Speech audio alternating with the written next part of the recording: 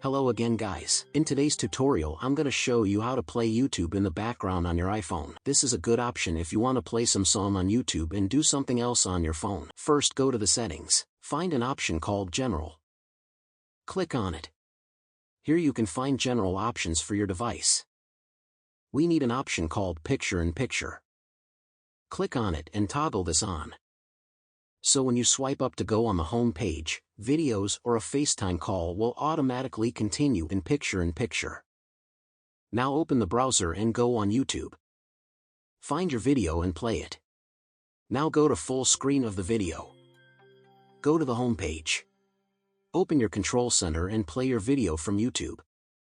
Now in the background, you can hear your video on a song. That will be it for this video. Thanks for watching. See you in the next video.